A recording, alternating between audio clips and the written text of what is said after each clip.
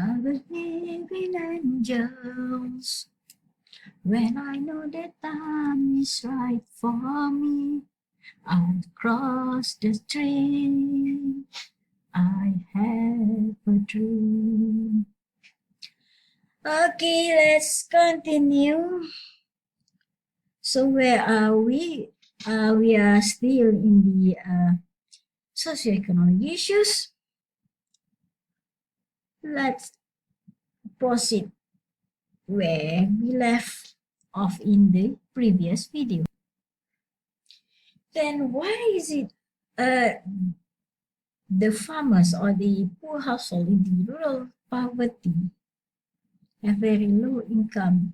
It also due to the unstable prices of the agricultural products worldwide, because it's keep changing and it is not stable all the time. Then in the rural area, normally there will be less job opportunities available for everyone, especially among the youngsters who wants to have a bigger income than being engaged in the traditional sector. Then in the rural area, this is generally the people there, they have those who have a very low education level and very large families tend to have lower income, because basically when they have very larger families, they cannot afford the education, and they, or some of them, they don't want to pursue the higher education and just left out of school. Then they'll have very low certificate. With this lower education, it cannot bring them anywhere, and it cannot, the cert that they have or the certificate that they have, they cannot use it to gain extra income or to earn higher incomes. Then for the urban poverty, the causes is even those, basically because now Malaysia has implemented the minimum wage, where the minimum wage with the 1,050 ringgit. So with 1,050 ringgit, see, we have the PLI just now that I aforementioned in the first video. So it is still below the PLI. So meaning that people are, those with minimum income level are still in poverty. So there will be higher cost of living in the urban areas. So that's why they cannot afford. Some of them cannot afford to rent houses. That's why there are many people everywhere. They don't have houses. They just sleep on the street. They are homeless. Okay, that's due to the high cost of living and also the unaffordability of the households to live in the city. Then there are also some difficulties. They have many competition.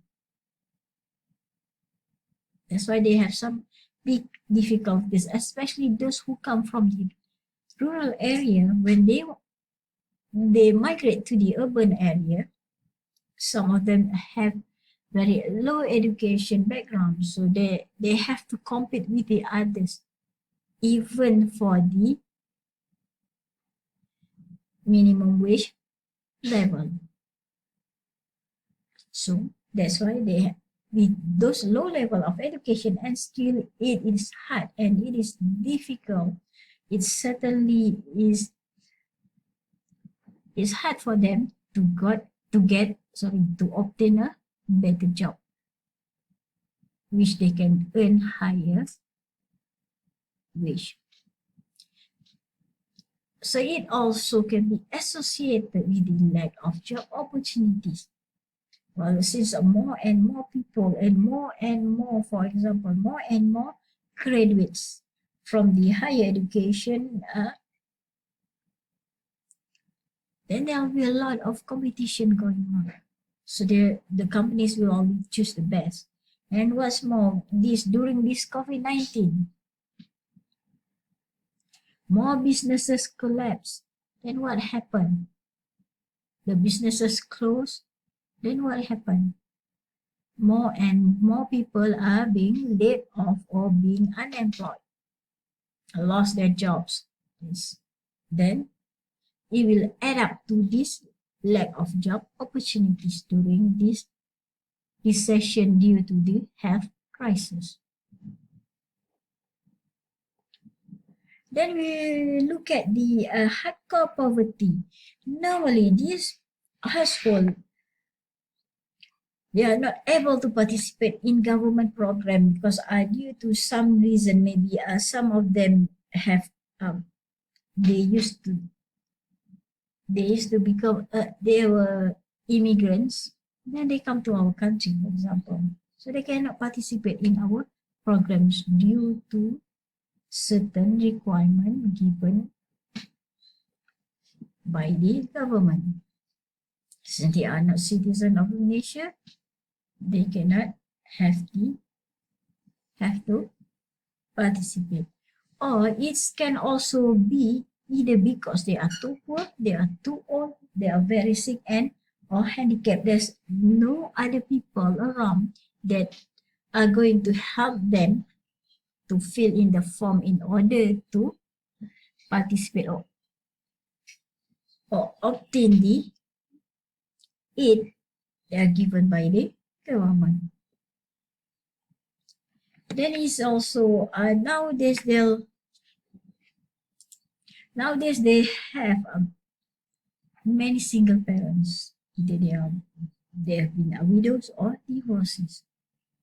Single parents with large families, for example. So these are the ones that have difficulty and will suffer. Why? Because since they cannot afford to rent houses, for example, cannot afford the education, cannot even afford food, cannot even afford clothing. So they are living in hardcore poverty, where because their income is less than PLI. So remember. And then there will be also some ill family members in the households where they have to pay. They have to pay more for the healthcare, or they cannot even afford to pay for the healthcare. Then this can result to the hardcore poverty. Lastly, it can be also due to the minimal education or skills. When they have no education, basically, and some of them even though have enough skills or required skills that are required by the companies to hire them. That's why these people are getting more and more pressured, and also they will be left behind. So it will result in hardcore poverty. All the causes that I've mentioned just now, it also can be due to the inequality in income distribution. Because when we say this inequality in income distribution is how the national income of a country is distributed among its population. So when there will be unfair distribution between the household, where we see is due to the other main causes of the poverty, then we need to have some measures in order to eradicate this poverty, in order to reduce this unfairly inequality in income distribution. Then these few measures in terms to eradicate first the rural poverty, the urban poverty, and also the hardcore poverty. Let's take a look in the rural poverty. We can do modernization or commercialization of the agriculture sector. We can do biotech.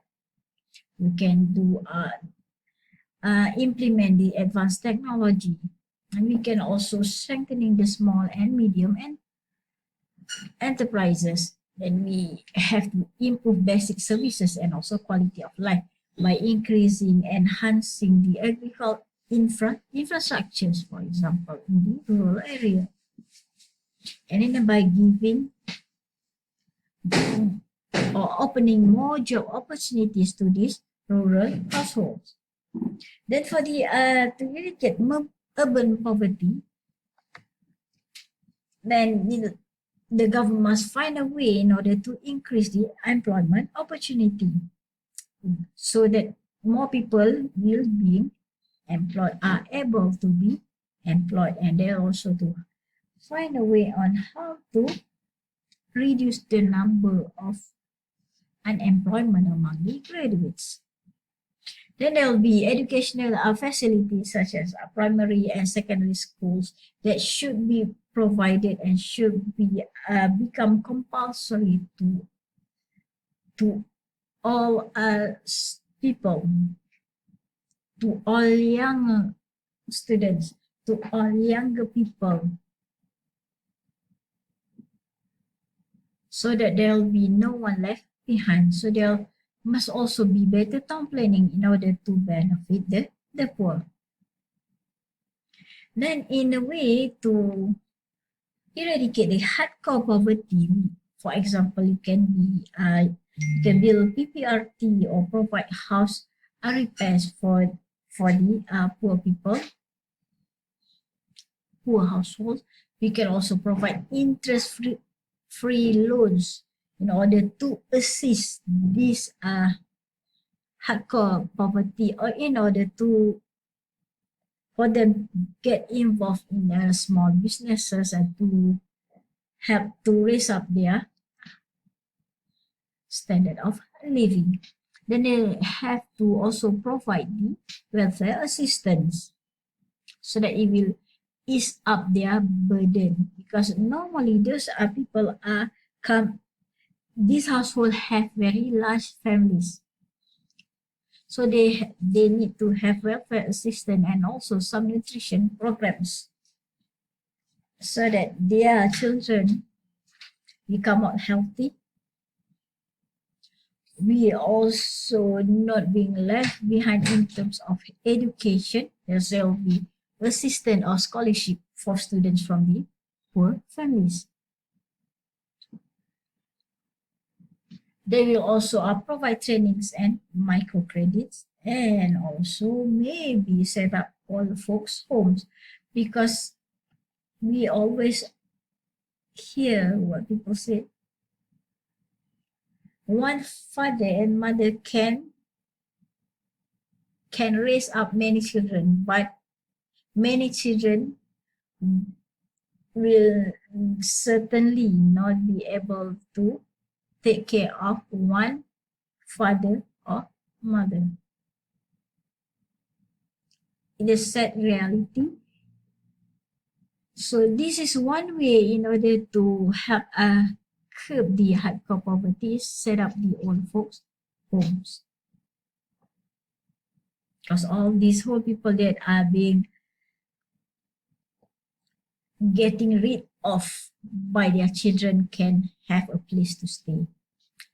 Okay, thank you, and see you in the next videos. Mommy Emils, bye-bye.